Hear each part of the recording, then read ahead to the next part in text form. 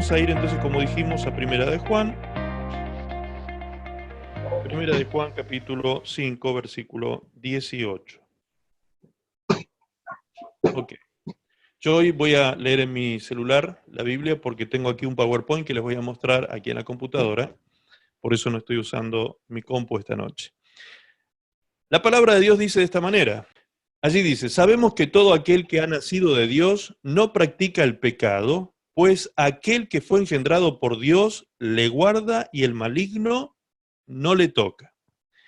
Esta última parte del versículo es el que justamente se toma muchas veces para creer para tener esta postura o esta creencia de que el diablo no puede hacerle ningún tipo de daño a un cristiano, porque dice precisamente, el maligno no le toca, ¿sí?, a los hijos de Dios.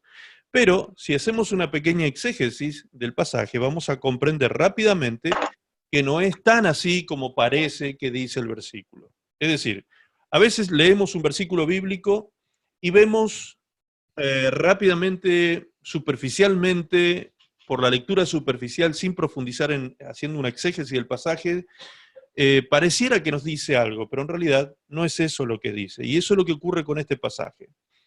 Haciendo la exégesis del pasaje dice así, sabemos que todo aquel que ha nacido de Dios, es decir, lo primero es entender esto, que aquí está hablando de los que han nacido de Dios. Esos son los que el diablo no puede tocar y después vamos a ver otras características más.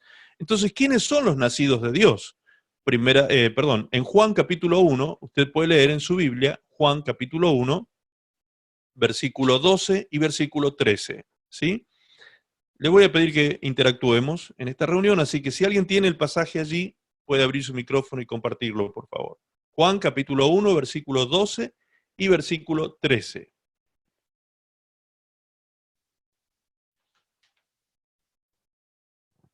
Rapidito, si alguien lo tiene, levánteme la mano, me indica, ¿sí? Yo le pido que interactuemos para que lo hagamos más rápido, pero si no lo leo yo. Rapidito, así no gastamos tiempo. En Juan 1, 12 y 13. Allí dice, mas a todos los que le recibieron, a los que creen en su nombre, les dio potestad de ser hechos hijos de Dios, los cuales no son engendrados de sangre ni de voluntad de carne, ni de voluntad de varón, sino de Dios. ¿Sí? Entonces, el mismo apóstol Juan, que nos escribe el versículo anterior que estábamos leyendo, es el mismo apóstol que escribe este pasaje también, y aquí él mismo nos da claridad sobre el asunto. Juan nos dice que los que son hijos de Dios, primero, número uno, son aquellos que recibieron a Cristo Jesús, han creído en Él, han creído en su sacrificio por nuestros pecados, han puesto su fe en ese sacrificio y en su sangre para limpieza de pecado, ¿sí? Y han recibido la presencia de Cristo en sus vidas, es decir, han recibido el Espíritu de Cristo, que no es otro que el Espíritu Santo de Dios en sus vidas. Estas personas que han dado este paso de fe, que se han convertido a Jesucristo y a Dios por medio de su Hijo Jesucristo, estas personas son todos ustedes los hijos de Dios, todos aquí los que están reunidos, yo creo que ya todos han dado este paso de fe, ya todos son creyentes en el Señor, todos le han abierto su corazón a Cristo, todos le han recibido en su vida, y la palabra dice que aquellos que han hecho esto son ya calificados como hijos de Dios, ¿sí? Todos aquellos que han dado este paso de fe han nacido de nuevo, son nuevas criaturas y han entrado al cuerpo de Cristo, que es la iglesia, así que ahora están en Cristo Jesús, están dentro de Cristo Jesús, y la palabra dice en 2 de Corintios 5:17, dice, de modo que si alguno está en Cristo, nueva criatura es. Las cosas viejas pasaron, he aquí todas son hechas nuevas. Es decir, usted es un hijo de Dios, una nueva criatura, ha nacido de nuevo con una genética diferente a la que usted traía desde antes con sus padres, ¿sí? ¿Por qué? Terrenalmente nosotros sabemos que estamos compuestos genéticamente por dos componentes, femenino y masculino, papá y mamá, que colaboraron para que sus gametos se juntaran y de esa manera naciéramos nosotros en esta vida biológicamente, ¿sí? Pero cuando nosotros nacemos espiritualmente, ocurre algo, un nuevo nacimiento justamente, que es producido ya no por voluntad de papá y mamá, ya no es un nacimiento que se produce por voluntad humana, no es un nacimiento que vino por una relación íntima entre dos personas, sino porque Dios mismo nos engendró espiritualmente. Y eso es lo que dice el versículo 13. El versículo 13 dice con toda claridad que aquellos que recibieron a Jesucristo no han sido engendrados por varón, no han sido engendrados por voluntad de hombre, sino por voluntad de Dios. ¿Sí? Es decir, Dios mismo tuvo que ver con ese nuevo nacimiento. Él mismo aplicó su genética en nosotros y nos llama a partir de entonces sus hijos. A partir de que hemos recibido a Cristo somos sus hijos, le pertenecemos a Él. Él es nuestro Dios, nuestro amo, nuestro Salvador, nuestro Señor, nuestro libertador. Él es nuestro todo a partir de ese momento. Ahora, aquellos que han nacido de nuevo, aquellos que han puesto su fe en Jesucristo, el apóstol Santiago dice que los que son de fe también son de obras.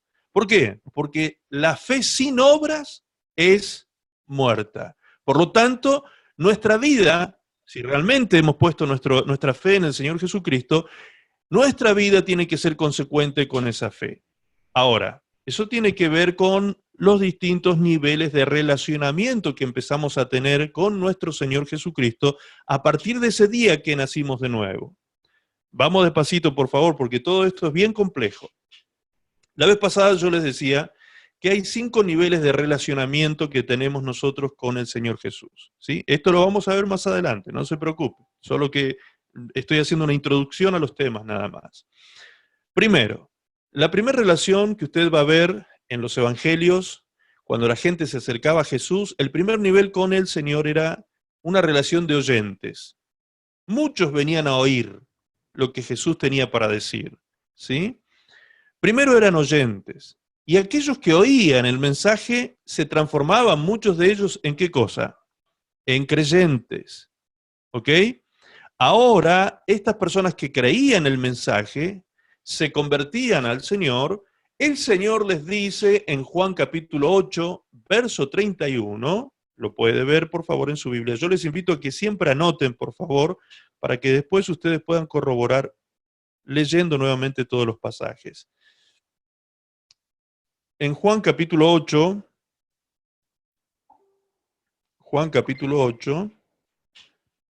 versículo 31, podríamos leer desde el 30, ¿sí? Desde el 30, fíjense lo que dice allí. Hablando él estas cosas, muchos creyeron en él. Eso dice el 30, ¿sí? Hablando él estas cosas, muchos creyeron en él. Es decir, Jesús estaba hablando y compartiendo el mensaje, y cuando Jesús estuvo hablando estas cosas y compartiendo el mensaje, muchos creyeron en él, dice. Es decir, primero estaban oyendo el mensaje de Jesús, y luego que oyeron, creyeron en el mensaje de Jesús. Y fíjense lo que les dice ahora el Señor, versículo 31. Dice, dijo entonces Jesús a los judíos que habían creído en él. Allí ya los trata de creyentes, ¿vieron? Le dice Jesús, le dijo a los judíos que habían creído en él, ya son creyentes. Si vosotros permaneciereis en mi palabra, seréis verdaderamente mis discípulos. Es decir, primero, oyente. Segundo, creyente. Tercero, discípulo. Es decir, que un creyente, usted se puede pasar toda la vida siendo creyente, pero nunca siendo un discípulo. Eso es un problema. Eso es un problema, porque aquel que no es discípulo y es solo creyente, todavía vive atado con muchas cosas en su vida. El que es solamente creyente es salvo, ¿sí? Porque ha puesto sus ojos en Cristo, su alma ha sido limpiada por la sangre del Cordero de Dios, si parte de esta vida será salvo eternamente, con eso no hay problema. Pero en esta vida vive atado con un montón de cosas que todavía le generan situaciones y problemas, dificultades, y no puede avanzar, no puede ser libre de un montón de frentes que lo atacan en esta vida. ¿Dónde dice eso, pastor? En el mismo texto, si seguimos leyendo, dice, vamos a leer, a repetir el 31 para poder comprender el 32. Dice, dijo entonces Jesús a los judíos que habían creído en él, si vosotros permaneciereis en mi palabra, seréis verdaderamente mis discípulos y conoceréis la verdad y la verdad os hará libres. ¿Sí? ¿Se da cuenta cómo funciona esto? Es un paso a paso. Primero oigo, segundo creo, tercero me hago discípulo de Cristo. ¿Cuándo me hago? Y fíjense cómo utilizo la terminología que estoy usando. Digo, me hago discípulo de Cristo, porque eso es un acto que decido yo. Yo decido hacerme discípulo del Señor. El Señor me está invitando a mí a permanecer en su palabra. Si ustedes buscan en otras versiones bíblicas, van a ver que la palabra permanecer significa obediencia. Es decir, cuando dijo Jesús a los creyentes, si ustedes permanecen en mi palabra, lo que les estaba diciendo era que primero la tenían que conocer a la palabra y luego obedecer. ¿Sí? Cuando la conocieran y la obedecieran, entonces, ¿qué iba a suceder? Iban a conocer la verdad. Y la verdad, el conocimiento de la palabra de Dios, iba a traer como resultado a sus vidas liberación, libertad de un montón de cosas que están haciendo un frente de batalla contra nosotros los hijos de Dios todos los días, ¿sí? No solamente los espíritus inmundos, ¿sí? Hay gente que a veces le echa la culpa a los demonios y los demonios tienen nada que ver con lo que le está pasando, nada que ver. Hay problemas que son almáticos, hay problemas que son psicológicos, hay problemas que son biológicos, hay problemas que son relacionales, hay distintos tipos de situaciones que el cristiano vive a diario y tiene distintos frentes que están todo el tiempo atacando su vida. Por ejemplo, si ustedes leen Romanos capítulo 6, versículo 22, Romanos capítulo 6, versículo 22, allí dice claramente que ya fuimos libres del pecado. 6:22, por favor, haga el ejercicio de leerlo en su Biblia para que verifique lo que estoy diciendo. ¿Sí? Romanos 6:22. Si alguien lo verifica, hágame así con el dedito nada más. ¿Sí? No hace falta que lo lea, que lo lea al aire, pero si ya lo está leyendo, hágame así con el dedito. Muy bien. Fíjense que allí dice que ya fuimos libres del pecado. ¿Sí? Ya fuimos libres del pecado. Es decir, tiempo pasado. Está configurado en tiempo pasado. Sin embargo, si usted da vuelta a la hojita de su Biblia y lee en el capítulo 7, en el siguiente capítulo, en el versículo 23, del 23 en adelante, usted va a ver que Pablo dice que todavía en su carne el pecado sigue vigente y sigue operando en su carne y le sigue creando un problema tremendo. A tal punto, este problema, el pecado en su carne, le crea una situación problemática todos los días, que él dice allí, miserable de mí. Él se siente miserable. Miserable de mí. ¿Quién me podrá librar de este cuerpo de muerte? Dice en la versión de lenguaje sencillo. Este cuerpo que me hace pecar y me separa de Dios todo el tiempo. Mas gracias a Dios por Jesucristo, Señor nuestro, dice en la versión Reina Valera, y en lenguaje sencillo dice, me gusta mucho más como lo dice en lenguaje sencillo, allí dice, más gracias a Dios por Jesucristo que me ha librado. Entonces, fíjense que en el 6:22, en el capítulo anterior, decía que ya fuimos libres del pecado en el tiempo pasado. Eso fue un suceso, algo que ocurrió en el tiempo pasado. Pero ahora, dice en el presente, en el capítulo 7, dice Pablo, en el presente, sigo teniendo problemas con el pecado. Si usted lee el versículo 15, 7:15, por favor, ahí en Romanos, 7:15, fíjense cuál es el problema que tiene Pablo. 7:15, muy bien. Ahí dice, en el lenguaje sencillo dice, no entiendo lo que me pasa, porque hago lo que aborrezco, lo que no quiero hacer, eso hago. ¿Sí? ¿Dice algo así su Biblia?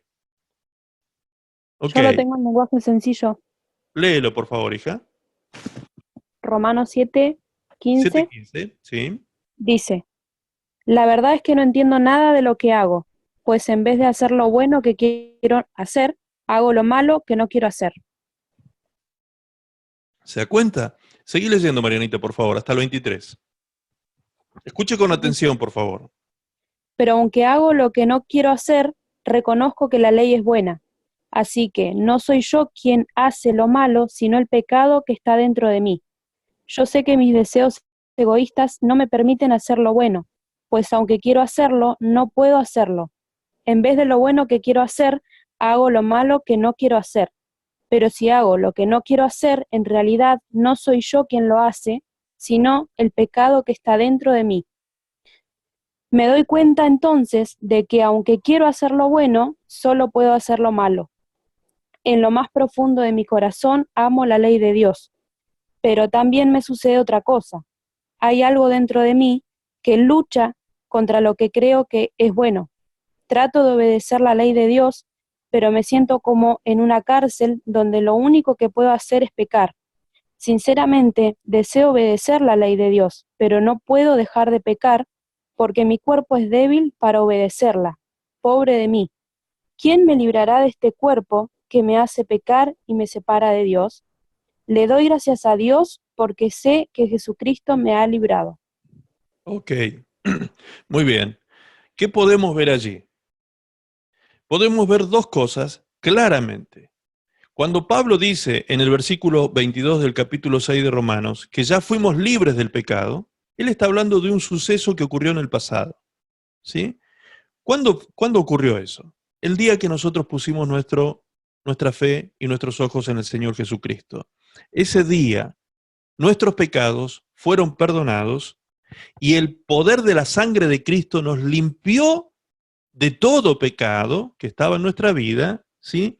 Y arrancó de nosotros el aguijón de ese pecado que nos tenía condenados eternamente a muerte eterna, separados de Dios por la eternidad, ¿sí?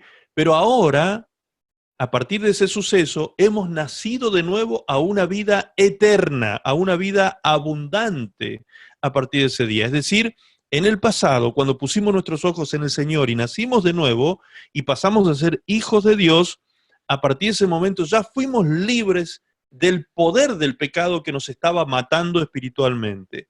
Sin embargo, el apóstol Pablo dice en el capítulo siguiente que el pecado todavía mora en una parte de nuestra contextura o estructura, podríamos decir, humana. Nosotros somos cuerpo, alma y espíritu, ¿sí? Nuestro espíritu estaba muerto, dice la palabra de Dios, estábamos muertos en delitos y pecados, pero aún así, estando en ese estado, Dios mostró su amor para con nosotros, dando a su Hijo en la cruz del Calvario. Es decir, nos resucitó espiritualmente. Hoy tenemos vida Vida espiritual, espiritual. ¿sí? ¿Sí? Alejandra, tienes abierto tu micrófono. Ahí está, Ahí correcto. está, correcto. Muy bien. Entonces fuimos resucitados en el espíritu, pero la carne sigue teniendo el problema del pecado. La carne tiene su propia voluntad. La palabra de Dios nos enseña eso, que tiene su propia voluntad. Y la carne debe morir definitivamente, la tenemos que hacer morir, sus deseos, sus pasiones, su voluntad, sus designios deben morir y lo tenemos que hacer por medio del poder del Espíritu Santo. Eso lo vamos a explicar más adelante también. Lo que yo quiero que usted entienda es que la libertad del pecado que mora en nosotros fue un suceso, pero también es un proceso. ¿Me entienden? Es decir, fue algo que ocurrió ya en el pasado, pero también en el presente y en el futuro vamos a estar peleando con esto y luchando con esto a lo largo de toda nuestra vida para que podamos, por medio del dominio propio y el poder del Espíritu Santo, dominar las pasiones de la carne y hacerlas menguar y morir cada día para poder santificarnos haciendo la voluntad de Dios. Entonces, este tipo de liberación que necesitamos de los efectos del pecado en nuestra carne es un suceso, pero también un proceso. Lo mismo ocurre en el ámbito espiritual, con los demonios, con los espíritus inmundos que nos atacan. Nosotros podemos ser libres de un espíritu inmundo en un suceso, en un momento, en un instante. Podemos ser libres de ese espíritu inmundo, pero en otro momento podemos volver a ser atacados por ese mismo espíritu inmundo y si le damos lugar, el enemigo toma lugar, ¿sí? Ya vamos a profundizar en eso, por favor, no se me asusten, ¿sí? Porque algunos empiezan a volar con este tema de los demonios. ¿Pero será posible que tenga demonios? Bueno, vamos a entender todo esto tranquilamente, ¿sí? No se me asusten, tranquilamente vamos a ir entendiendo estas cosas. Lo que quiero que hagamos ahora es terminemos de hacer la exégesis de 1 de Juan 5:18. Allí dice, sabemos que somos de Dios. Y los que somos de Dios no practicamos el pecado, dice. ¿Sí? No practicamos el pecado. Marianita, atenta por favor con la Biblia tú, ahí en lenguaje sencillo, léeme por favor. Perdón, en Reina Valera, 1960. ¿La tienes? Así me ayudas con los pasajes bíblicos, si yo no pierdo tiempo con eso aquí, sí. Ok, 5:18 de Reina Valera dice... No, Primera de Juan 5:18, perdón. 5:18, sí. Primera de Juan 5:18. Dice, sabemos que todo aquel que ha nacido de Dios no practica el pecado. Esa es la primera parte. O sea, practicar el pecado es lo que una persona que ha nacido de nuevo no puede hacer. ¿Qué es una práctica? Para que lo podamos ir entendiendo más sencillamente. Cuando una persona hace un deporte, por ejemplo, si usted se dedica a hacer un deporte, vamos a suponer que alguien va a hacer fútbol, ¿sí? Si la persona quiere tener un buen nivel como futbolista, como deportista, aquel que hace fútbol, y desea ser parte de un equipo de fútbol, obviamente que le van a decir que tiene que ir durante la semana, no menos de 2 a 3 veces por semana, a hacer algo que se llama la práctica, ¿sí? Se tiene que practicar, la persona tiene que entrenar para poder estar en óptimas condiciones el fin de semana, cuando generalmente se hacen los partidos, los encuentros deportivos con otros equipos. Entonces, una persona que practica un deporte es una persona que todo el tiempo está regularmente y sistemáticamente haciendo algo para estar en estado óptimo y de esa manera poder ser deportista. Lo mismo ocurre cuando una persona practica el pecado. Es decir, no es una acción, no es un error, no es algo que se cometió ya sea por omisión, ¿sí? No es algo una falla, no es una caída, eso no es, sino que es alguien que está todo el tiempo practicando pecado, todo el tiempo, de forma deliberada, practica pecado de forma regular y sistemática, todo el tiempo está en una práctica de pecado. Esa persona que está todo el tiempo en una práctica de pecado, obviamente, si ha nacido de nuevo, si es un cristiano, porque puede ser un cristiano carnal, ¿sí? Un cristiano carnal peca. Entonces, si es un cristiano carnal que todo el tiempo está practicando pecado, ¿qué dice la palabra? Que a los que no practican pecado, Satanás no los puede tocar. Pero ¿qué pasará con aquellos que sí practican pecado? Pues obviamente el que practica pecado, el enemigo lo puede tocar. Eso es lo que nos dice ese versículo bíblico. El diablo no puede tocar a los que no practican pecado porque han nacido de Dios. ¿Y por qué no los puede tocar? Porque aquel que fue engendrado por Dios, dice el versículo bíblico, le guarda. Y dice aquel con mayúscula, con la A mayúscula, es decir, está hablando, es un pronombre, está hablando de una persona. ¿Y quién es aquel que fue engendrado por Dios? El primogénito lo llama la palabra de Dios. El primogénito de Dios. Es Jesús. Amén, el Hijo de Dios. Entonces, cuando dice, sabemos que somos de Dios, dice Juan, sabemos que todo aquel que ha nacido de Dios no practica el pecado, ¿sí? No practica el pecado, pues aquel que fue engendrado por Dios le guarda. Es decir, Jesús es quien nos cuida, nos protege y nos guarda para que el maligno no nos toque. Pero para eso es necesario no practicar pecado. Porque si yo practico pecado, abro puertas, ¿sí? Y el enemigo puede causarme daño. Ahora sí lo vamos a ver bíblicamente. Vamos a ver cuánto poder de ataque y poder de daño tiene Satanás el diablo contra un hijo de Dios. Para después, en los próximos miércoles, vamos a ir viendo cómo nosotros podemos ser libres de eso, de qué manera yo me puedo ministrar si puedo hacerlo personalmente. Todos estos interrogantes que les envío hoy por WhatsApp los vamos a ir desarrollando a lo largo de las próximas reuniones. Pero hoy vamos a ver algo, un material que yo preparé para dar un seminario de demonología, y lo quiero compartir con ustedes. Lo vamos a poner en pantalla. Esta es la primera vez que compartimos un PowerPoint, así que si hay alguna falla, les voy a pedir que nos disculpen, pero vamos a ver si podemos poner en pantalla completa ahora este PowerPoint. Ahí está. Necesito verlos para ver si me están entendiendo y si me... Ok, ahí está, Alejandra, te veo. Muy bien. Ya estamos. Noemí Juárez, te veo, perfecto. Ahí está Se Romina había también. cortado Bien. recién. Ok, ahí está. Muy bien, vamos a... ustedes ven en pantalla ahora un PowerPoint, ¿no? Sí. Que dice acción y efecto de Satanás y sus Sí. demonios. Correcto. Perfecto. Muy bien, entonces vamos a entrar en este tema y vamos a ver cuánto puede hacer el enemigo contra los hijos de Dios.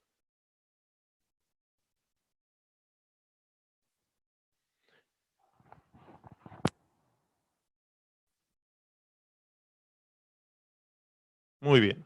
Aquí tenemos el primer versículo bíblico. Les voy a pedir que anoten, por favor, los versículos para que después ustedes los puedan leer con atención. Hechos capítulo 3, versículo 37. Perdón, Hechos capítulo 10, versículo 37. Un demonio, dice el título, puede enfermar a las personas. Un demonio puede enfermar.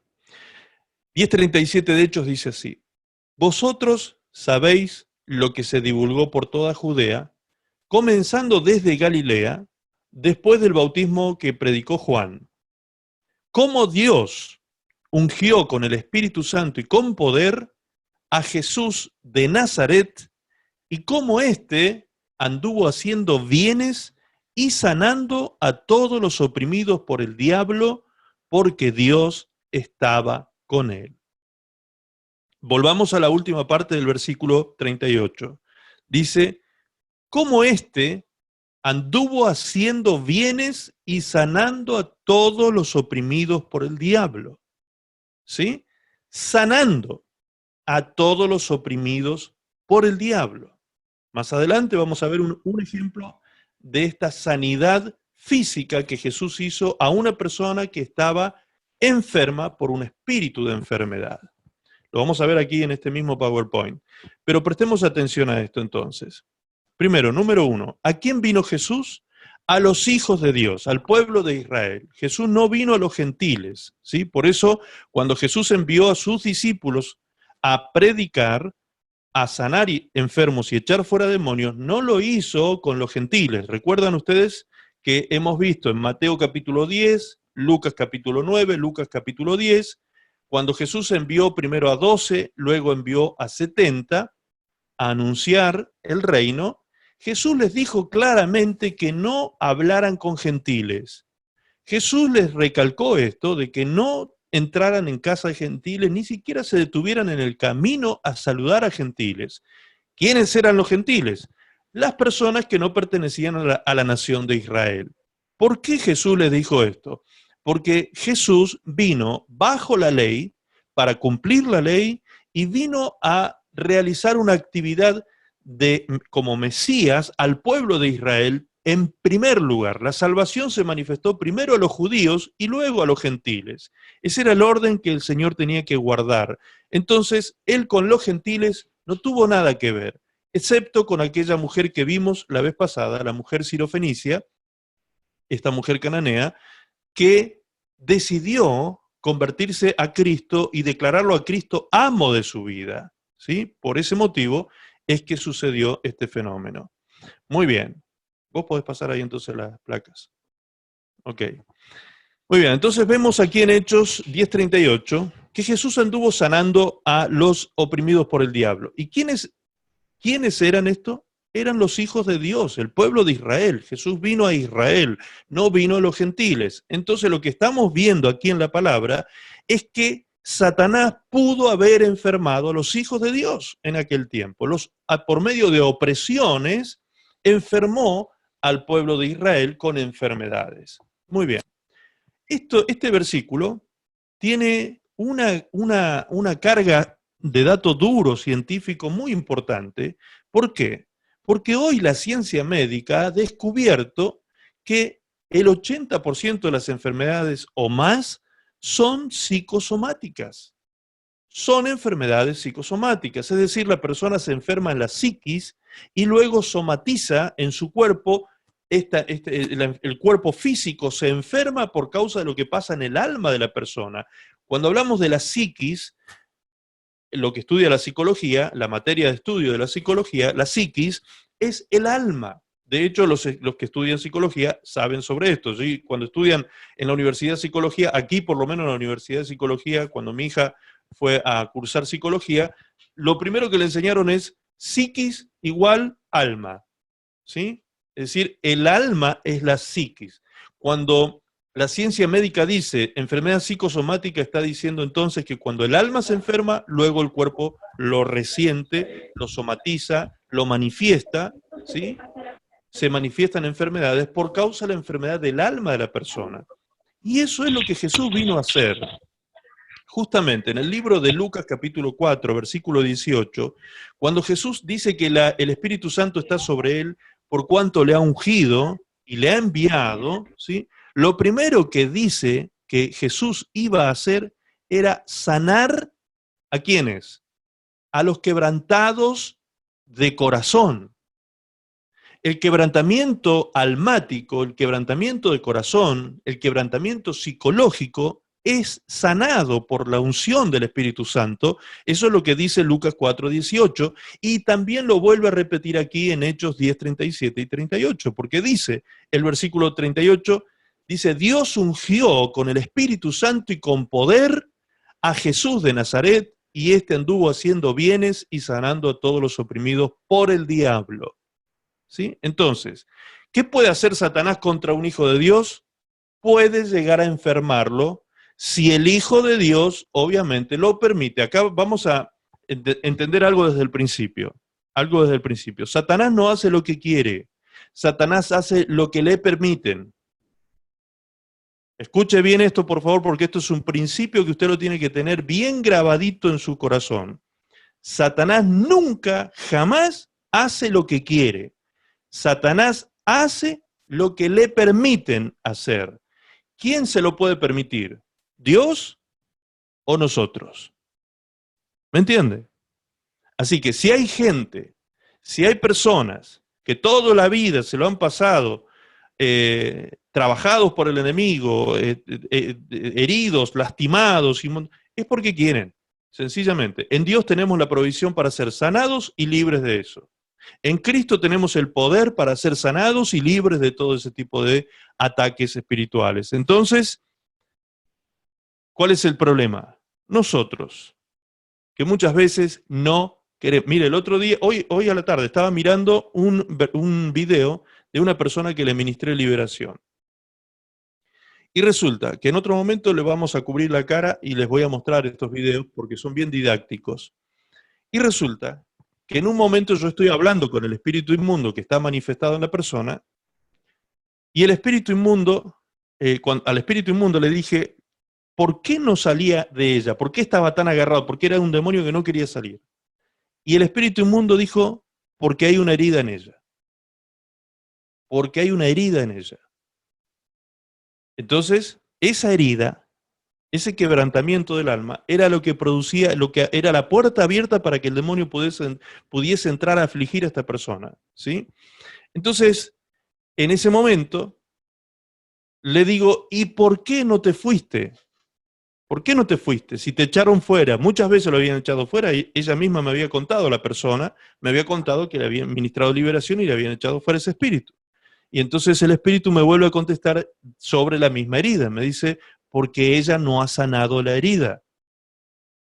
Porque ella no ha sanado la herida. Y le dije, ¿y tú por qué no te fuiste si te echaron fuera? Pues porque ella no sanó la herida, porque ella no quiso sanar la herida. Ahí estaba el punto. El demonio estaba agarrado y no la dejaba libre a esta persona porque ella no quería sanar la herida. ¿Y cuál era el problema? Perdonar. Perdonar. Ella no quería perdonar. Entonces, mientras no perdonara, la herida estaba abierta. La herida estaba a flor de piel. Y era una puerta abierta espiritualmente para que el demonio la atormentara a través de esa puerta abierta y esa herida que nunca cerraba porque ella no quería perdonar. Entonces, esto de que a veces hay personas que están todo el tiempo, ay, es que este demonio me atormenta, cuidado con eso, cuidado con eso. El diablo no hace lo que quiere, el diablo hace lo que puede, cuando se lo permitimos o Dios se lo permite. ¿Sí? Ahora vamos a ver más adelante cómo es que Dios también permite que el enemigo haga ciertas cosas. Muy bien, entonces número 1 nos queda claro que estamos hablando de hijos de Dios que fueron enfermos por espíritus inmundos y que Jesús sanó a estos hijos de Dios de esas opresiones espirituales. Y fíjense que el texto bíblico aquí en Hechos dice oprimidos por el diablo. Más adelante vamos a ver que el enemigo oprime, obsesiona y posee en el caso de los que no son cristianos. En el caso de los cristianos, el enemigo oprime, obsesiona y usurpa la vida de un cristiano. ¿Sí? Así que por favor no se pierda las próximas reuniones porque esto hay que irlo entendiendo paso a paso, no se cierre mentalmente con este tema y tiene que ir entendiéndolo paso a paso para que le quede bien claro. ¿Sí? Y aquí nos dice claramente el texto es que lo que el enemigo hizo entonces, antes de enfermar a las personas, fue oprimir a las personas. Es decir, Satanás oprime y luego enferma. Esta es la forma en que, el mecanismo que usa el enemigo. Una persona termina enfermando físicamente muchas veces, o almáticamente, psicológicamente, porque primero hubo opresiones demoníacas sobre la persona. ¿Quedó claro así? Muy bien. Ahora, veamos esto. Lucas 13:11. Lucas 13:11. ¿Qué dice allí? Había allí una mujer que desde hacía 18 años, tenía un espíritu de enfermedad y andaba encorvada y en ninguna manera se podía enderezar. ¿Sí? Aquí en este versículo podemos leer claramente que dice que esta mujer estaba atormentada por un espíritu de enfermedad. Espíritu de enfermedad. ¿Sí? La mujer estaba enferma hacía 18 años y ella andaba encorvada, es decir, que lo más probable es que esto que tenía era una hiperlordosis, ¿sí? Estaba su columna encorvada, probablemente tenía una joroba, estaba doblada y no podía levantarse, no podía pararse, no podía enderezarse por causa de esta enfermedad. Ahora, el versículo 15 dice, de Lucas 13, donde estamos leyendo, dice, entonces el Señor le respondió y dijo, hipócrita, cada uno de vosotros no desata en el día de reposo su buey o su asno del pesebre y lo lleva a beber. Y a esta hija de Abraham, refiriéndose a esta mujer que estaba enferma, Jesús dice, y a esta hija de Abraham, que Satanás había atado 18 años, ¿no le debía desatar de esta ligadura en el día de reposo? ¿Sí? ¿Están viendo el PowerPoint? ¿Se ve claramente eso que estoy leyendo? ¿Sí? José, ¿tú no lo ves? Sí se ve. José, ¿tú lo ves? No solo lo veo a usted, no veo el Power. Tienes que correr, pasar el dedito así por arriba del celular y ahí va a aparecer el PowerPoint. ¿Lo puedes ver ahora, José? Sí, déjame hacerlo. Tienes que pasar el dedito. Si estás con el celular, corres así con el dedito y va a aparecer el PowerPoint. Yo me imagino esto para la Carlota de ser una tragedia, ¿no? Comprarse ropa tan Muy bien. cara. Seguimos entonces. Nati, si puedes cerrar tu micrófono, te agradecería. Creo que ahí está. Muy bien. El micrófono nomás, Nati. El video está bueno que lo abras. Bien, entonces, volvamos allí, por favor. Una mujer enferma desde hacía 18 años. La enfermedad era física, es decir, su cuerpo estaba enfermo, su espalda estaba encorvada, había una hiperlordosis probablemente allí en su cuerpo que la tenía totalmente agachada y ella no se podía parar, sufriendo hacía 18 años esta enfermedad. Y Jesús le llamó a esa enfermedad espíritu de enfermedad. Lo dijo claramente, con todas las letras.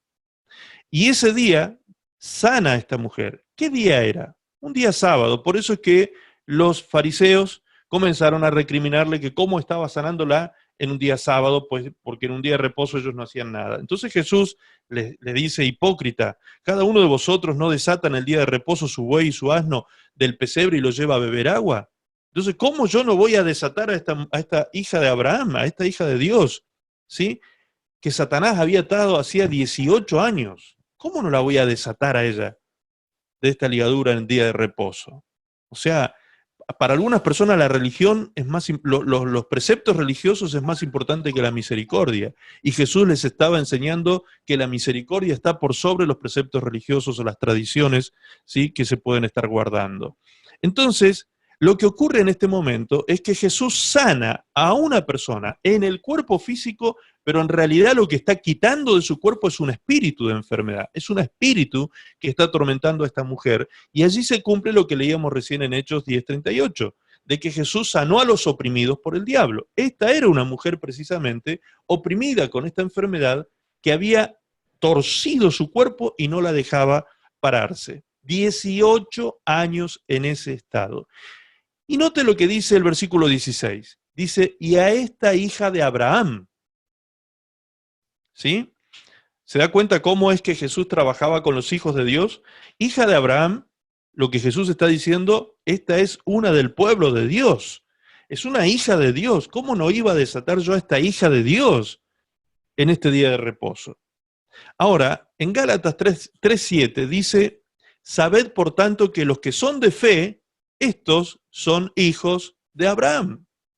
¿A qué se está refiriendo Pablo en Gálatas 3:7? ¿O a quiénes se está refiriendo? Pues a nosotros, los que somos de fe en Cristo Jesús, los que hemos puesto nuestra fe en Cristo Jesús, también somos llamados hijos de Abraham. Pasamos a ser pueblo de Dios, hijos de Abraham también. ¿Me entienden? Entonces, la pregunta es esta. Si Satanás tocó a esa hija de Abraham, ¿podrá en el presente tocar a un hijo de Abraham también y afectarlo aún físicamente con un espíritu de enfermedad? Pues claramente, si lo hizo en aquel tiempo, lo puede hacer en este tiempo también. Entonces, el poder de ataque de Satanás contra un hijo de Dios puede aún llegar a tocar su cuerpo. Y debemos estar conscientes de esto, debemos entenderlo, comprenderlo, para poder reprender con autoridad en el nombre de Jesús toda enfermedad que ataque nuestro cuerpo. ¿Sí? Toda enfermedad que ataque nuestro cuerpo, porque muchas de ellas pueden venir como ataques satánicos, ataques espirituales contra nosotros. Entonces, en el nombre de Jesús, podemos vencer esa enfermedad y echarla fuera de nuestro cuerpo. Entonces, dijimos en el anterior que Satanás oprimía a las personas y Jesús las sanaba. Aquí estamos viendo precisamente cómo se confirma esto, ¿sí? Es decir, Satanás puede enfermar a los hijos de Dios. Puede ocurrir. Está escrito en la palabra. Un demonio puede también derrotar a un cristiano por medio de la ira. ¿Sí? Por medio de la ira, los demonios pueden derrotar a un cristiano. ¿Dónde está escrito esto? Pues en Efesios capítulo 4, verso 26, en la Biblia, palabra de Dios para todos, lo dice muy claramente. Lo dice de esta manera. No permitan que la ira los haga cometer pecados, que la noche no los sorprenda enojados, no le den ninguna oportunidad al diablo para que los derrote. ¿Se dan cuenta? No le den ninguna oportunidad al diablo para que los derrote. En la versión Reina Valera 1960 dice, airaos, pero no pequéis. No se ponga el sol sobre vuestro enojo, ni deis lugar al diablo. Es decir, ¿cómo le doy lugar al diablo? Cuando yo me airo y me enojo de tal manera que me voy a acostar con ese enojo sin arreglar esa situación que tuve ese día con alguien. Cuando yo permanezco en el enojo, el sentimiento de enojo se arraiga en mi corazón, se empieza a producir un resentimiento. Un resentimiento es un sentimiento que se repite, se repite, se repite. Es decir, me acosté enojado, me levanto enojado, me siento enojado mañana y pasado mañana, y así sigo toda la semana, enojado, enojado, enojado, y no arreglo esa situación. Entonces, ¿qué estoy haciendo? Dice el texto. Le estoy dando lugar al diablo. ¿Lugar para qué? Para que me derrote espiritualmente. En algún momento la persona que se aira y se enoja y no perdona, es afectado finalmente por esta situación. Esta situación termina haciéndole daño y la persona que está en esa situación también puede hacerle daño a otras personas.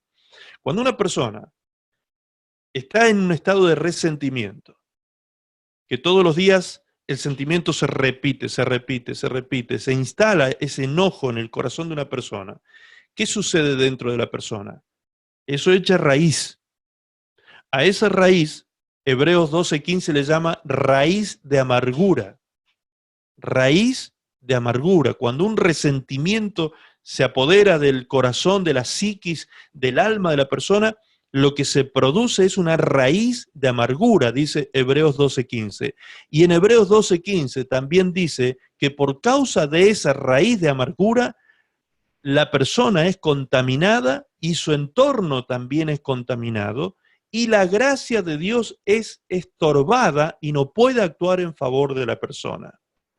Fíjense tantas cosas que suceden por causa de un resentimiento, de una raíz de amargura en el corazón de la persona. Entonces, por eso Efesios dice tan claramente que si yo hago esto de airarme, enojarme y permanecer enojado todos los días y darle lugar al diablo, finalmente termino siendo derrotado. Entonces, el diablo puede oprimir a un cristiano, el diablo puede enfermar físicamente a un cristiano y el diablo puede derrotar a un cristiano. Lo estamos viendo por la palabra. ¿Entienden? Esto es tomar la dimensión correcta, no sobredimensionar al diablo como algunos hacen también, erradamente, ¿sí? Porque hoy le tienen miedo, no lo quieren ni nombrar a algunas personas porque dicen, si lo nombramos, lo invocamos. Bueno, no tenga temor. El diablo ya está vencido, el diablo no puede tocarlo a usted si usted no está permaneciendo en pecado. Así que si usted está en pecado y practica pecado, pues arrepiéntase, vuélvase a Dios de todo corazón, deje que la sangre de Cristo lo limpie de pecado, y el diablo a usted no le va a hacer nada que Dios no permita o usted le permita. No lo puede tocar, ¿entiende? Ahora, si empezamos a practicar pecados como este, que vemos aquí en Efesios 4:26, entonces podemos ser derrotados por el maligno. Muy bien. Fíjense qué otra cosa también puede hacer Satanás con un hijo de Dios. En Lucas 22:31, Jesús le habló a Simón y le dijo de esta manera. Lucas 22:31. Si están viendo el PowerPoint van a ver una figurita al lado, una imagen de un campesino que está aventando paja y trigo al viento, tirando al viento con una horqueta, una horquilla, ¿sí? Y de eso quiero que hablemos, vamos a ver en este pasaje qué es lo que dice. Lucas 22:31 dice así, Simón, Simón, mira que Satanás ha pedido sacudirlos a ustedes como un campesino sacude la paja de los granos de trigo. Pero he orado para que no pierdas tu fe. Cuando vuelvas a mí, ayuda a tus hermanos a ser más fuertes. En la versión Reina Valera dice así: dijo también el Señor, Simón, Simón, he aquí Satanás os ha pedido para zarandearos como a trigo, pero yo he rogado por ti que tu fe no falte, y tú, una vez vuelto, confirma a tus hermanos. Muy bien. Este trillo, esta herramienta que ustedes ven que está usando el campesino ahí en el PowerPoint, ese trillo, esa horqueta, esa horquetilla, no sé cómo se llama en el país donde usted está en este momento, ese trillo, escrito en griego, se escribe tribulum. Tribulum. Así se llamaba esa herramienta que tenía el campesino en los días de Jesús. Se llamaba tribulum. ¿A qué le suena tribulum?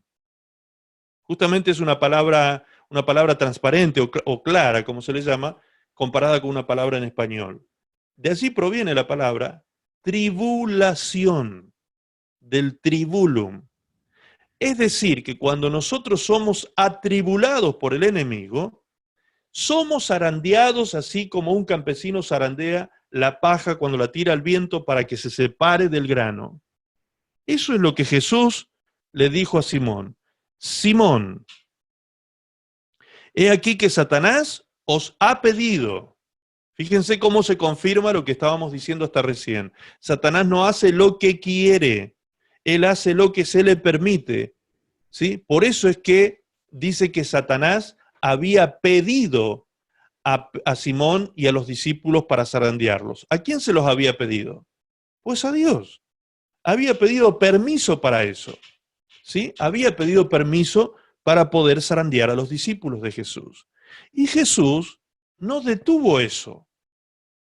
Así como tampoco va a detener eso sobre nuestras vidas. ¿Por qué? Porque la tribulación es una bendición. Hay personas que cuando están atribuladas sienten que se van a morir, sienten que es el fin del mundo, sienten que se les cerró el cielo, sienten que Dios los abandonó, sienten que Dios ya no los ama, sienten que todos esos sentimientos atacan su mente y su corazón, ¿sí? Pero fíjense, si lo vemos desde la perspectiva correcta, la tribulación es una bendición en nuestra vida. Por eso es que Jesús no dijo, voy a orar para que esto no ocurra en tu vida. Lo único que Jesús dijo, voy a orar para que tu fe no te falte, ¿sí? Para que cuando atravieses la tribulación no te falte la fe, Pedro. Que estés firme en la fe, ¿sí? Esto fue lo que Jesús le dijo a Simón. Nunca dijo que iba a impedir que Satanás los zarandeara. Es decir, que cuando viene la tribulación a nuestras vidas es una bendición. ¿Por qué? Porque separa lo malo de lo malo, que sería en este caso la paja, del trigo, que es lo que realmente sirve en nuestra vida.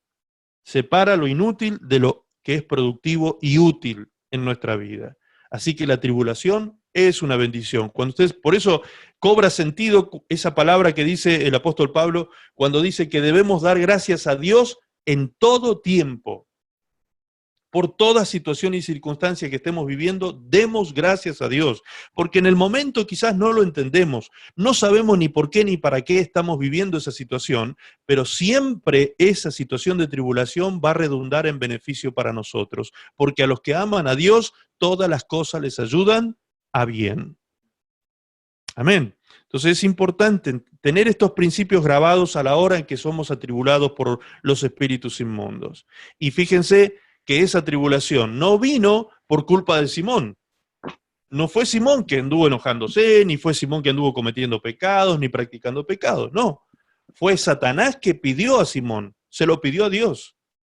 Y Dios le dio permiso para que lo atribulara. Así que Dios usa muchas veces al mismo enemigo para beneficio nuestro, para crecimiento y fortaleza de nuestra fe. Eso es lo que produce la tribulación. Muy bien. Veamos ahora algo más sobre esta mujer que había sido enfermada por 18 años. Dice el Lucas 13:16, dice, y a esta hija de Abraham, que Satanás había atado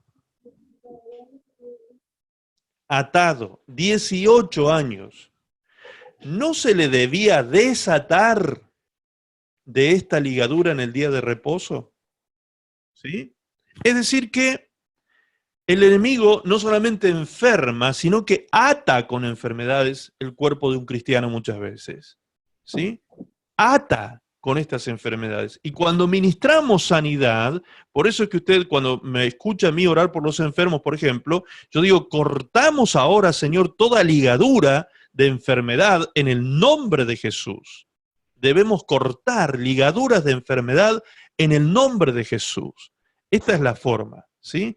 Reprendemos esa enfermedad y echamos fuera todo espíritu de enfermedad del cuerpo de esta persona en el nombre de Jesús. ¿Ok? Entonces, de esta manera, hermanos queridos, vemos con claridad en la Escritura, en la palabra, que efectivamente un hijo de Dios puede estar siendo oprimido, atado, enfermado, ¿sí? Por espíritus inmundos, atacado de distintas maneras, puede ser un hijo de Dios a tal punto de que lo puede llevar al fracaso espiritual, al derrumbe en su vida espiritual, por causa de practicar pecado, dándole lugar al enemigo. Satanás puede hacer mucho daño, es decir, hay mucho poder de ataque de parte de Satanás el diablo si nosotros se lo permitimos, ¿sí? Acá viene la parte más pesada, podríamos decir, de la obra del enemigo. Un demonio puede enceguecer el entendimiento espiritual de una persona. Y estamos hablando de un hijo espiritual. Siempre estamos hablando de un hijo de Dios, de una persona espiritual que puede ser enceguecida por el enemigo.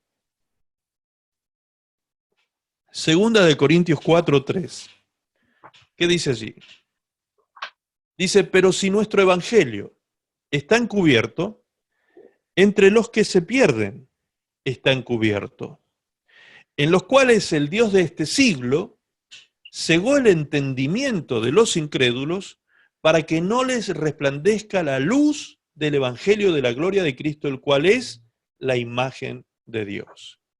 Bien, número 1. Dice que el Dios de este siglo, cuando dice Dios con minúscula. Cuando la Biblia se refiere al Dios de este siglo con minúscula, está hablando de Satanás el diablo, ¿sí? ¿Qué dice? Que el Dios de este siglo, Satanás el diablo, ha cegado el entendimiento de los incrédulos para que no les resplandezca la luz del evangelio, ¿sí? Es decir que muchas personas que están bajo el efecto de demonios, bajo la opresión demoníaca, bajo la influencia de demonios, bajo la obsesión demoníaca, estas personas están con una venda en sus ojos espirituales y no pueden ver su realidad espiritual. Por eso el miércoles pasado les decía que cuando estamos orando por un incrédulo, como dice aquí el pasaje, tenemos que entender que su entendimiento está ciego, está en tinieblas, y el único que puede convencer a esa persona es el Espíritu Santo, ¿sí? Nosotros no podemos entrar en el espíritu de esa persona a convencerlo llevándole luz espiritual en su ceguera. Solo el Espíritu Santo hace esa obra de convicción de pecado, quitando esa venda de ceguera espiritual que tiene la persona. Ahora, el punto es este. Los que están ciegos, ¿quiénes son? Los incrédulos. Y cuando nos referimos a los incrédulos, pensamos que los incrédulos son ¿quiénes? ¿Quiénes son los incrédulos? Las personas del mundo, ¿sí? Ahora resulta que la Biblia dice en Hebreos 3:12, dice, mirad hermanos que no haya en ninguno de vosotros, refiriéndose a nosotros los hijos de Dios, corazón malo de incredulidad para apartarse del Dios vivo. Entonces, la incredulidad, amados, no es algo que pertenece exclusivamente a las personas del mundo. La incredulidad es algo que se puede hacer presente también en los creyentes, aunque sea una cosa totalmente ilógica que un creyente sea incrédulo, ¿sí? ¿No le parece como algo raro, algo extraño? ¿Cómo es posible que un creyente sea incrédulo? Sí, efectivamente. O a veces un creyente es de poca fe, como Jesús dijo de sus discípulos también. Cuando los discípulos de Jesús no pudieron echar fuera demonios, o cuando los discípulos de Jesús no pudieron frenar la tempestad, Jesús, ¿qué fue lo que les dijo? Hombres de poca fe. Entonces, a veces, la incredulidad se hace presente en la vida de los hijos de Dios, y si esa incredulidad echa raíces en el corazón, llena el corazón de la persona, invade el corazón del creyente, ¿qué va a suceder? ¿Qué puede suceder? Que su entendimiento sea enceguecido. Eso es lo que vemos claramente aquí en las Escrituras, que los incrédulos son los que el enemigo les puede enceguecer el entendimiento. ¿Sí? Por eso muchas veces la persona incrédula les va a decir a ustedes, pero yo no entiendo esto, pero yo no entiendo aquello, pero no sé por qué Dios hace esto, no sé por... O sea, nunca sabe muchas cosas, ¿no? Hay muchas cosas que no sabe. ¿Por qué? Porque está siendo atacado precisamente por incredulidad. Su entendimiento espiritual está siendo enceguecido por causa de ese espíritu inmundo que está actuando en él, en su entendimiento, lo está encegueciendo. El Dios de este siglo, Satanás el diablo con sus demonios, está trabajando en el entendimiento de la persona. Y esto es gravísimo, porque desde el entendimiento es que todo lo demás surge en nuestra vida, desde el pensamiento. Recuerdan que esto lo hemos explicado en alguna otra ocasión también. La persona piensa, luego siente, luego hace, ¿sí? Por cuanto el hombre piensa, siente, y por cuanto siente, actúa. Es decir, nuestros actos diarios, nuestra conducta diaria responde a lo que nosotros sentimos, y lo que sentimos responde a lo que nosotros pensamos. Es decir, usted es lo que usted decide en sus pensamientos ser. Usted siente lo que ha decidido en su pensamiento sentir, y usted hace lo que ha decidido en su pensamiento hacer. ¿Me entiendes? Es decir, muchas veces es un pensamiento, por eso la palabra de Dios dice que el corazón o la mente humana es engañosa, porque muchas veces terminamos haciendo lo que no queremos hacer. ¿Pero de dónde salió eso? De un impulso mental que nos llevó a nosotros a hacer algo indebido, inclusive. Entonces, debemos renovar el espíritu de nuestro entendimiento.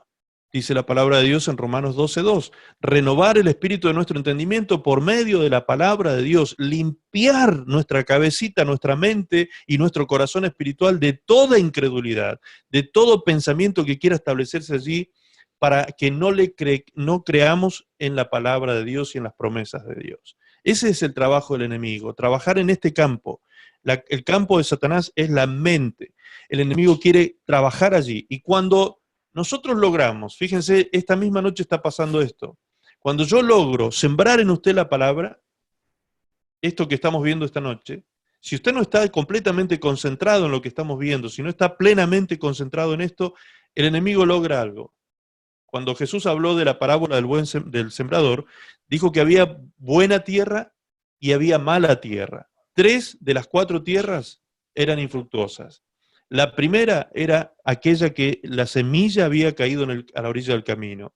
Y dice que esa tierra es aquella que representa a la persona que cuando escucha la palabra de Dios, luego Satanás viene y le roba la palabra de su corazón y de su mente.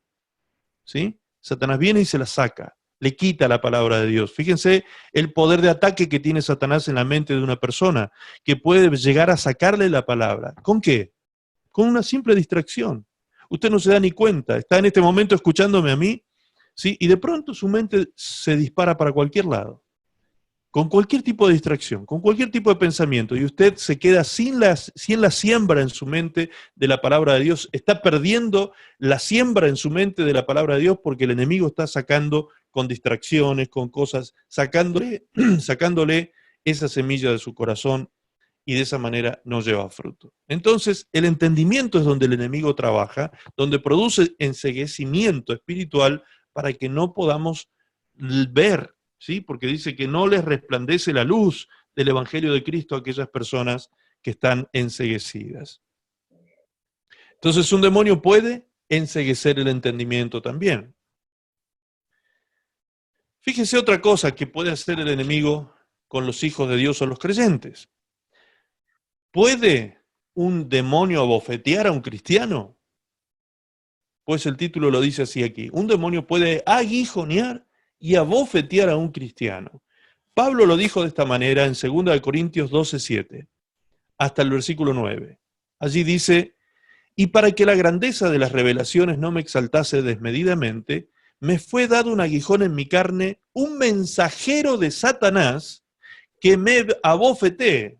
Fíjense lo que Pablo dice, me fue dado un aguijón. ¿Y quién fue el que le dio ese aguijón a Pablo? Dios. Esto parece increíble, pero realmente era así. Y Pablo dice la razón, el motivo por el cual le fue dado. Dice, para que las revelaciones que él tenía no lo sobreexaltase desmedidamente. ¿Sí?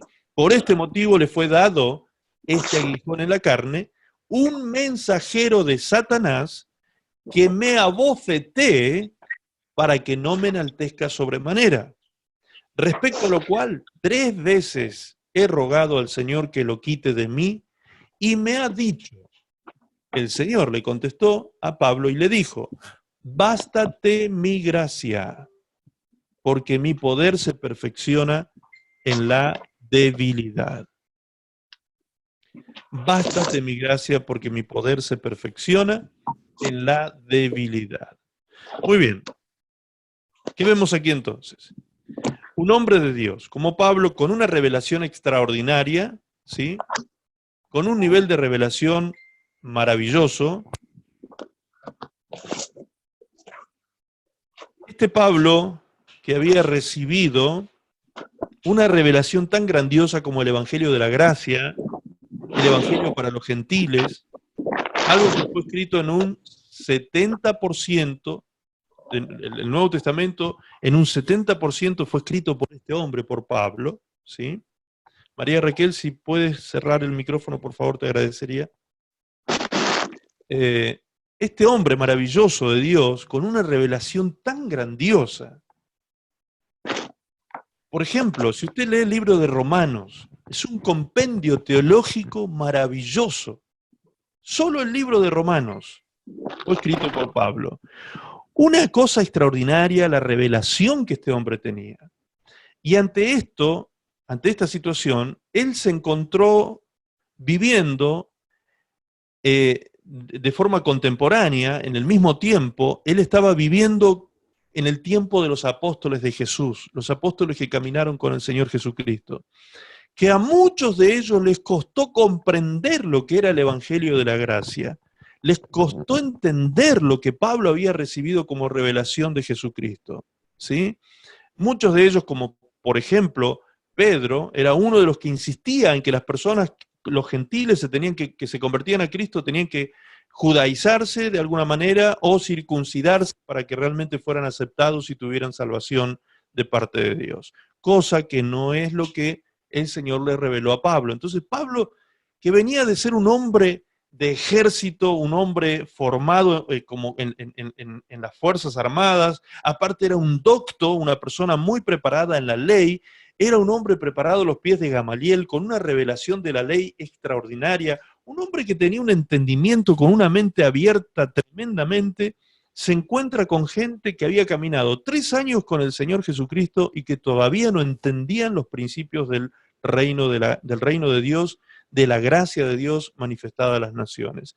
Entonces no era fácil estar en su lugar, no era fácil estar en el lugar de él, que encima era criticado por los apóstoles de la época, porque decían que eran solamente 12 los apóstoles y que él no podía ser un apóstol. Entonces lo atacaban en cierta forma. Bueno, Pablo sufrió muchas cosas por causa de esto, y él, obviamente, por tremendo nivel de revelación que tenía, carnalmente, él se podría haber envanecido por causa de la revelación que tenía, se podría haber sentido orgulloso de eso que él tenía y de esa manera sentirse más que los apóstoles, ¿sí? Mucho más que aquellos apóstoles contemporáneos, y sentirse con un privilegio de parte de Dios, no sé, una cantidad de cosas vanidosas que podría haber llenado su corazón, y él se podría haber exaltado por causa de esto. Y sin embargo, dice que Dios trató con su carácter, porque evidentemente él tenía un tema en su carácter que lo llevaba a eso, ¿sí? Su carácter lo incitaba a sentirse orgulloso o sobreexaltarse por causa de las revelaciones que tenía. Entonces, ¿Dios qué hizo? Solucionó el problema y le envió un espíritu inmundo que lo abofeteara. Cada vez que él se quejaba, el enemigo tenía derecho a abofetearlo. No es que ese aguijón o ese mensajero de Satanás, como llama aquí la palabra, no es que el mensajero de Satanás lo golpeaba cuando se le ocurría. No, solamente lo podía tocar cuando él se sobreexaltaba.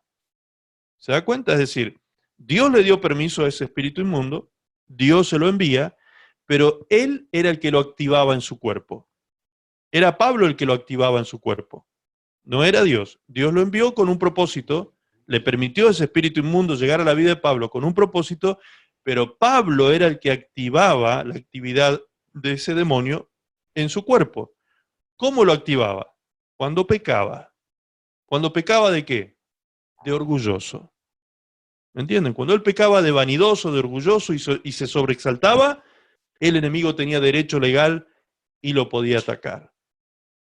Entonces también nosotros, los hijos de Dios, así como Pablo, podemos también sufrir algún aguijón en nuestra carne, permitido por Dios a causa de un problema en nuestro carácter. ¿Me entienden? Es decir, Dios trataba con el carácter de Pablo, trataba con la personalidad de Pablo a través de este espíritu inmundo que había permitido que lo tocara cada vez que Pablo se enorgulleciera. Esta es una de las formas en que Dios actúa, permitiendo que el enemigo haga algo aparentemente en contra de nosotros, pero no es algo en contra, ni esto es en contra.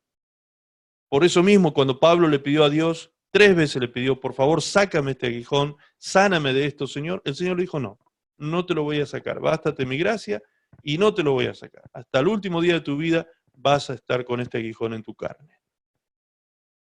Muy bien. ¿Qué más puede hacer un demonio? Un demonio puede engañar con astucia, de ahí la importancia del discernimiento de espíritus, ¿sí? En 2 Corintios 11, 14 y 15 dice así: y no es maravilla porque el mismo Satanás se disfraza de ángel de luz, así que no es extraño si también sus ministros se disfrazan como ministros de justicia, cuyo fin será conforme a sus obras. ¿Sí? Es decir que Satanás mismo se disfraza de ángel de luz.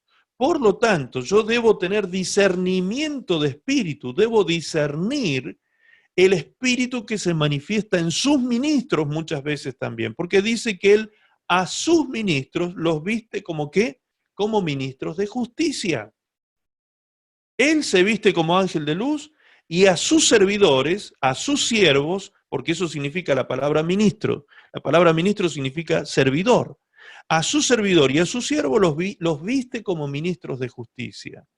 Así que no es raro, no es de extrañarse, hermanos, que encontremos personas con vestiduras religiosas, personas que están ostentando títulos religiosos, que están ostentando ministerios, que están ostentando en sus vidas ser tal o cual cosa dentro del reino de Dios y sin embargo son lobos vestidos de oveja. Es decir, son ministros falsos, son ministros que Satanás los hace ver como ministros de justicia.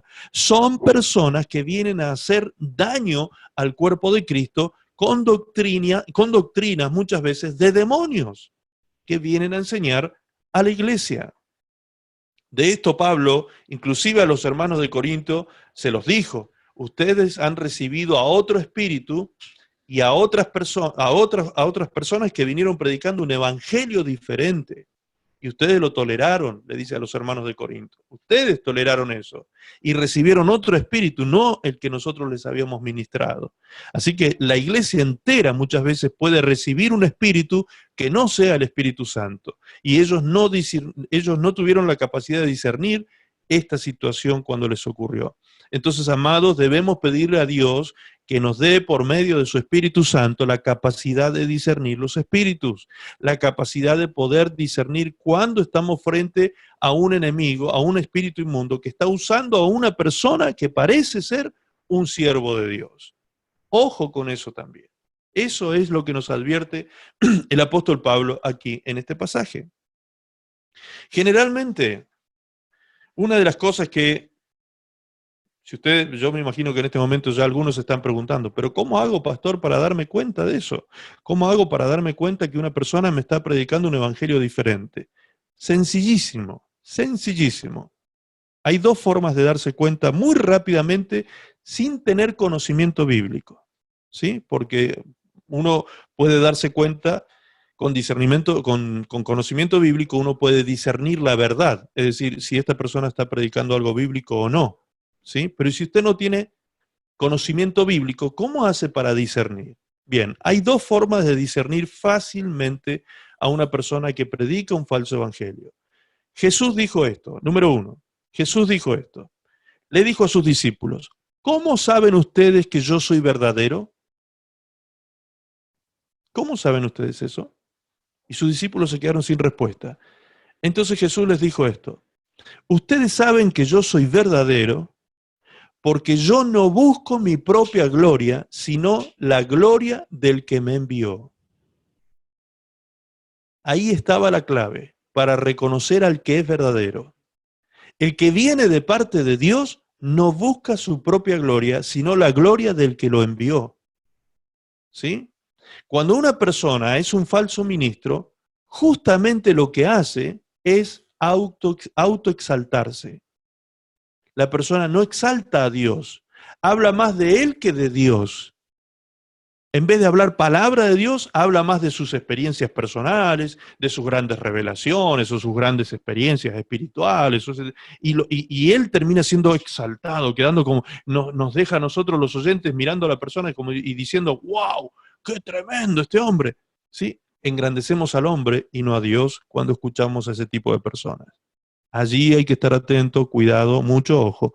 Y generalmente las personas que hacen eso, lo hacen con un fin. Y esa es la otra clave, la segunda clave. La segunda clave es que la palabra de Dios dice que estos falsos ministros, falsos maestros, han utilizado la fe como un principio comercial. ¿Sí? Han hecho de la fe un principio de comercio. Es decir, utilizan la fe para sacar el dinero de los oyentes incautos que tienen estas personas. Entonces, una persona, un falso ministro, lo que hace es autoexaltarse y después que ya la persona, él mismo se autoexaltó y usted creyó en esa persona, lo que hace es sacarle el dinero. ¿Sí? Eso es lo que hace un falso ministro. Es decir, busca sacar provecho de su audiencia y para eso se autoexalta. Eso es lo que está escrito en la palabra. Son dos cosas fáciles de poder discernir. A mí, yo hago esto como un ejercicio, lo hacía hace años atrás, me acuerdo que lo hacía, ya últimamente ni lo hago, pero años atrás empecé a hacer un ejercicio. Como yo no conocía a muchos predicadores que aparecían en internet, en YouTube generalmente, lo que yo hacía era abrir un video de un predicador y en vez de posicionarme a escucharlo al principio, me iba al final del video, al final de la prédica. Y cuando me iba al final de la prédica, casi siempre al final de la prédica, de lo que estaba hablando la persona era de dinero. Y estaba armando toda una argucia pseudo-bíblica para sacar provecho de las personas que estaban escuchando. Entonces me daba cuenta rápidamente que todo lo que había desarrollado durante 40 minutos, una hora y media de mensaje, era para llegar a ese punto final, de hacer comercio de la fe. ¿Me entienden? Entonces allí podemos ver nosotros cómo un demonio actúa sobre una persona haciendo que ésta parezca un ministro de Dios, pero es un falso ministro, es un ministro vestido como ministro de justicia, pero es un ministro de Satanás. ¿Se da cuenta? Eso es algo que se ve en estos tiempos mucho. Y entonces hay que tener cuidado.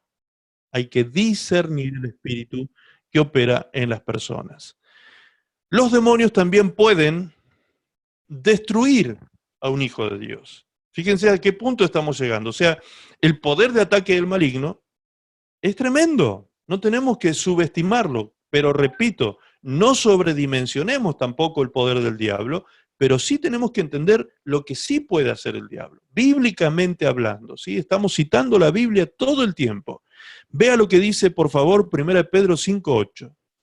Allí dice, estén siempre atentos y listos para lo que venga, pues su enemigo el diablo anda buscando a quien destruir como si fuera un león rugiente. ¿Sí? Como si fuera un león rugiente. Esto está escrito en la Biblia, en la PDT, Palabra de Dios para Todos. 1 Pedro 5, 8. Estén siempre atentos y listos para lo que venga, pues su enemigo, el diablo, anda buscando a quien destruir, como si fuera un león rugiente. Ahora, ¿quién escribe esto? El apóstol Pedro. ¿A quién se lo escribe? A la iglesia de Cristo. Esto es una carta pastoral universal, es para todos los hijos de Dios de todos los tiempos. ¿Sí? A todos nosotros, Pedro escribe por inspiración del Espíritu Santo estas palabras y nos dice a usted y a mí, nos dice, estén atentos y estén listos, estén preparados para lo que venga.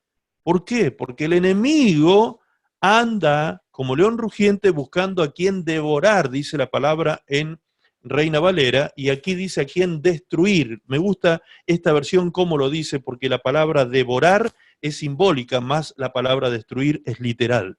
¿Entienden? La palabra destruir, según el diccionario, fíjense lo que significa. Significa reducir a pedazos o a cenizas algo material. Deshacer o inutilizar algo no material. Entonces, cuando dice el texto que el diablo anda buscando a alguien para destruirlo, a los cristianos los anda buscando para destruirlos, lo que está diciendo la palabra es que el enemigo lo que quiere es reducirme a pedazos y a ceniza. Lo que el enemigo quiere es deshacerme e inutilizarme como hijo de Dios. Es terrible el ataque del maligno. Por eso dice el mismo apóstol Pedro en el versículo siguiente, dice, resistan sus ataques confiando en Dios y sin dudar un solo momento. Ya saben que en todo el mundo otros seguidores de Cristo están sufriendo como ustedes. Entonces, esto de que el enemigo ataca no es una cuestión personal. El diablo no tiene un tema personal conmigo, el diablo tiene un tema con la iglesia de Cristo, es decir, con todo el cuerpo de Cristo. El diablo quiere destruir a cada uno de los hijos de Dios, los quiere destruir. Por eso hay muchas cosas que se levantan contra su fe. Fíjense que dice, resisten al diablo confiando en Dios. ¿Cuál es la manera de resistir al diablo? Confiando en Dios, manteniéndonos firmes en la palabra, manteniéndonos firmes en la fe en Cristo Jesús. De esa manera podemos resistir al enemigo. Esto es muy importante, amados, que lo tengamos en cuenta. Entender que el enemigo no es un gatito, ¿sí? Que anda ahí, pobrecito el gatito perdedor. No, no, no. El diablo es un perdedor, el diablo está condenado, está perdido, ya está juzgado por el Señor, ya está eternamente condenado, pero aún así, él todavía en este tiempo tiene poder de fuego, poder de ataque, poder para venir a destruir la vida de un hijo de Dios que no está atento y listo. ¿Sí? Eso dice el pasaje. Cuando usted no está atento, cuando usted no está listo, preparado, con la armadura de Dios incorporada, en comunión con el Espíritu Santo, cuando usted está dando lugar al enemigo porque está irándose, enojándose, guardando enojo durante varios días y no entra en paz con las personas y no tiene paz ni con usted mismo, entonces el enemigo puede terminar destruyendo su vida. Eso es lo que puede suceder. Muy bien, fíjense a qué punto ataca el enemigo hasta el nivel de ataques contra la obra misionera y la extensión del reino de Dios. Dice 1 Tesalonicenses 2, 17 y 18. Dice Pablo, el apóstol Pablo también, dice, pero nosotros, hermanos, separados de vosotros por un poco de tiempo, de vista, pero no de corazón, tanto más procuramos con mucho deseo ver vuestro rostro, por lo cual quisimos ir a vosotros, yo, Pablo, ciertamente una y otra vez, pero Satanás nos estorbó. Pero Satanás nos estorbó. Es decir, Pablo está diciendo, con toda claridad, que él intentó, él mismo, Pablo, el apóstol Pablo, el tremendo hombre de Dios, intentó llegar, ¿sí?, a esta ciudad de estos hermanos y no pudo hacerlo. ¿Por qué motivo? Llegar a esta ciudad de Tesalónica. ¿Por qué no pudo llegar? Porque Satanás les estorbó en el camino y no pudieron realizar ese viaje. ¿Se da cuenta? Es decir, hay proyectos que muchas veces queremos llevar a cabo en nuestra vida, proyectos que son cruzados por el diablo, estorbados por el diablo, el enemigo se nos cruza en el camino y está estorbando nuestro caminar, en este caso el caminar misionero de Pablo, ¿sí? El proyecto de Pablo era misionero, pero a veces tenemos proyectos en nuestra vida que son truncados, son trabados, son molestados por el diablo y no nos permiten llegar al objetivo, no nos permiten llegar al final del camino, no nos permiten llegar a concretar ese proyecto. ¿Se da cuenta? Entonces, debemos ser conscientes de esa realidad también. ¿Y qué debo hacer en ese caso? ¿Cómo debo yo reaccionar frente al ataque del maligno cuando en un proyecto de vida veo que él estorba y estorba y estorba y no me permite llegar al objetivo? ¿Qué tengo que hacer? Eso es lo que vamos a aprender en los próximos miércoles. Cómo utilizar la autoridad que tenemos en Cristo, qué posición tenemos de autoridad nosotros en el Señor, cómo podemos nosotros avanzar en contra de esas cosas y vencer finalmente, porque Pablo finalmente venció, ¿sí? Venció. Solo había sido estorbado en algunas ocasiones, pero Pablo finalmente venció. Muy bien. Avancemos, así ya vemos las últimas placas y estamos terminando por el día de hoy. El demonio puede matar, hurtar y destruir. El demonio puede matar, hurtar y destruir. Veo que hay personas que me están enviando mensajes por el WhatsApp, pero yo no los puedo atender en este momento, hermano. Ustedes están conectados, ¿sí? No puedo atenderlos en este momento, obviamente, porque estoy dando el mensaje, así que cuando yo estoy dando el mensaje, si ustedes me escriben por aquí por el WhatsApp, sepan que no los puedo atender ahora en este momento, ¿sí? Muy bien, ahora sí, terminamos y abrimos un momentito de preguntas y respuestas. Si alguien tiene preguntas o algo así, lo vamos a hacer al final del mensaje. Juan capítulo 10, versículo 10 dice así: el ladrón no viene sino para hurtar y matar y destruir. Yo he venido para que tengan vida y para que la tengan en abundancia. Muy bien. Cualquiera que es buen lector de la Biblia podrá decirme, pastor, pero eso no está hablando directamente del diablo. Eso está hablando de los falsos maestros que vinieron antes de Jesús. De eso se está perfecto, ningún problema. De eso está hablando Jesús. De los salteadores, que más arriba los menciona de esa manera. Los menciona como salteadores que entraron a hacer daño dentro del rebaño, ¿sí?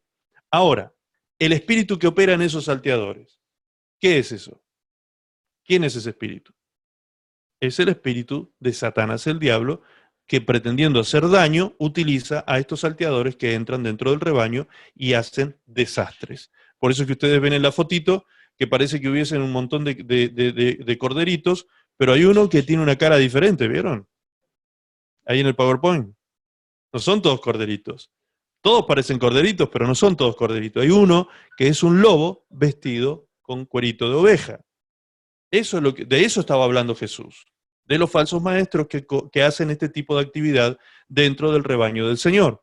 Ahora, ¿con qué espíritu vienen? Con el espíritu del enemigo que viene a traer muerte, destrucción y hurto en la vida de los oyentes.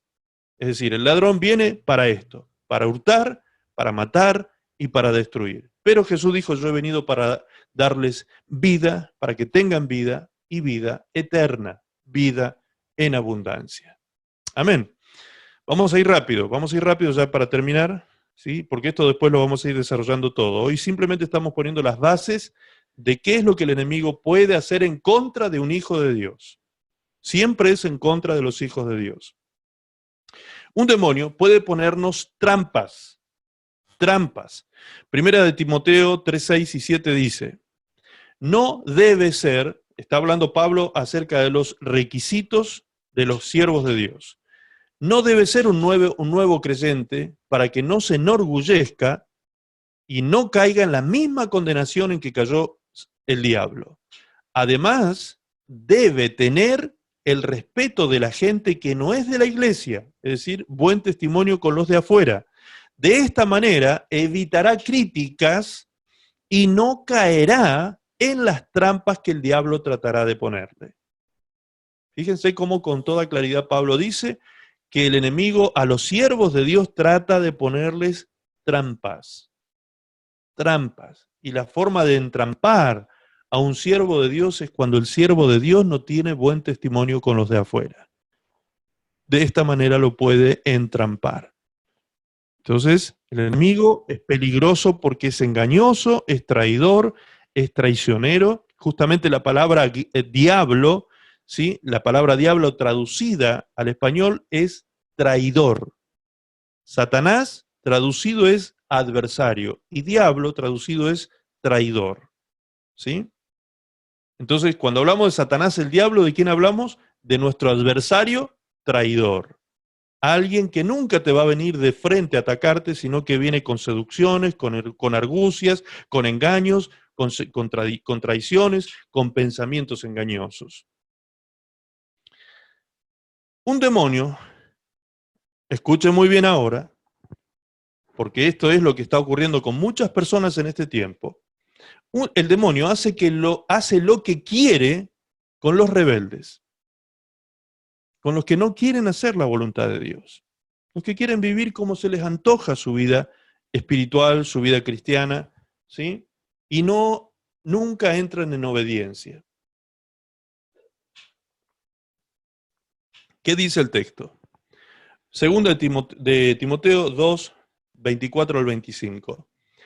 Dice, un siervo del Señor no debe andar en peleas, al contrario, debe ser bueno con todos, debe ser apto para enseñar, debe tener paciencia y corregir con corazón humilde a los rebeldes, esperando que Dios haga que se vuelvan a Él y conozcan la verdad, a fin de que se despierten. ¿Quiénes? Los rebeldes. Y escapen de la trampa en que el diablo los tiene presos para hacer de ellos lo que quiera. ¿Se da cuenta lo que dice? Es terrible esto. Es decir, cuando hablamos de hijos de Dios, dijimos recién, el diablo no hace lo que quiere, él hace lo que puede. Pero en este texto vemos que el diablo sí hace lo que quiere, pero también hace lo que quiere cuando el cristiano se mantiene en rebeldía. ¿Sí? Es el único pasaje bíblico que vamos a ver que diga que el diablo hace lo que quiere. ¿Pero por qué hace lo que quiere? Porque se lo permite el cristiano. El Hijo de Dios que se mantiene en rebeldía. Por eso dice la palabra que el pastor debe trabajar, o los predicadores o los líderes debemos trabajar en poder hacer entrar en razón a esta persona rebelde, porque si no, su vida va a ser destruida por causa de los engaños que Satanás le va a tender en el camino. ¿Me entiende? Hace con ellos lo que quiere. Y el diablo no es, dijimos, alguien que precisamente está buscando hacernos algún bien. Viene a matar, a hurtar y a destruir. El demonio también tienta a los cristianos. Así como lo tentó a Jesús, nos va a tentar a nosotros también. La palabra del Señor dice en Lucas 4:2, por 40 días y era tentado por el diablo. Por 40 días ayunó Jesús en el desierto y era tentado por el diablo y no comió nada en aquellos días pasados los cuales tuvo hambre. Y en ese momento vino Satanás a tentarlo y a decirle, si tú eres hijo de Dios, dile a esas piedras que se conviertan en pan. ¿Sí? A ver, demuéstralo que eres hijo de Dios. Entonces, ¿en qué área lo tentó en ese momento? Cuando Jesús tuvo hambre, dice que Satanás vino a tentarlo. Es decir, cuando se nos presenta una necesidad, es cuando el diablo está atento a ver, a mostrarnos un camino alternativo. Cuando usted tenga una necesidad, escuche bien esto que le digo, por favor, porque es ahí donde trabaja el enemigo. Cuando usted tiene una necesidad, usted va a ver que mágicamente aparecen en su mente como caminos alternativos. Caminos fáciles, camino ancho, caminos de perdición, que parecen rectos, pero como dice el libro de Proverbios, muchos caminos hay que al hombre le parecen rectos, pero su fin son camino de muerte. ¿Se da cuenta? Entonces, somos tentados en el cuerpo, en este caso Jesús lo tentó cuando tuvo hambre. También somos tentados en el espíritu, cuando le dijo a Jesús que si postrado lo adoraba a él, le entregaría los reinos de la tierra. Eso fue una tentación en el espíritu. Y también lo tentó en el alma, que es en el área donde están las emociones. El vértigo es una emoción y eso es lo que se siente en altura. Y dice la palabra que el diablo lo llevó a la altura, en el pináculo del templo, lo puso allí para que mirara desde altura y le dijo, tírate, si eres hijo de Dios, los ángeles van a venir por ti a cuidarte de que no te hagas daño. Es decir, Jesús fue tentado en el cuerpo, en el alma y en el espíritu en esos días en que el diablo vino a tentarle. Ahora, No todos los días el diablo viene a hacer esta tarea, porque si leemos todo el pasaje de Lucas, vamos a ver que una vez que el diablo terminó de tentarlo a Jesús en todas estas áreas, se apartó de Jesús por un tiempo. Pero dice claramente también que fue por un tiempo, porque después vino otra vez a tentarlo a Jesús, y ya la próxima vez que vino de una manera estratégica, tremenda, porque lo tentó a Jesús a través de uno de los suyos. Recordarán ustedes el pasaje de Pedro cuando le dijo, Señor, ¿por qué has de morir de esta manera? ¿Por qué te...? Y Jesús le dijo, apártate de mí, Satanás. Apártate de mí, Satanás. Era el mismo demonio hablando por boca de Pedro a Jesús, tentándolo de que no se hiciera crucificar, que no muriera en la cruz. Tremendo eso. Tremendo como el diablo trabaja estratégicamente. Y por último, vemos aquí, esta es la actividad más peligrosa, una de las actividades más peligrosas que el enemigo hace en la vida de una persona. Y esto lo vamos a dejar para que sea el principio de para continuar el próximo miércoles con este tema, va a ser la introducción al tema del próximo miércoles. Esta página de este PowerPoint va a ser el principio del próximo miércoles. Así que vamos a quedarnos aquí. Vamos a quedarnos en la lectura solamente, no en la explicación profunda, porque eso lo vamos a hacer, como les dije, el próximo miércoles. El demonio puede adoctrinar. Adoctrinar significa instruir a alguien en el conocimiento o enseñanza de una doctrina, inculcarle determinadas ideas o creencias. Y doctrina significa conjunto de ideas u opiniones. En 1 de Timoteo 4:1 dice, pero el Espíritu de Dios, el Espíritu Santo, dice claramente, en los postreros tiempos, es decir, en estos días, algunos apostatarán de la fe, apostatar significa negar la fe, escuchando a espíritus engañadores y a doctrinas de demonios. Es decir, que los demonios son capaces de cambiar absolutamente el sistema de creencias que una persona tiene en su mente y corazón. Vamos a dejar aquí, cerramos el PowerPoint, por favor, y vamos a abrir un tiempito pequeño de preguntas y respuestas, ¿sí?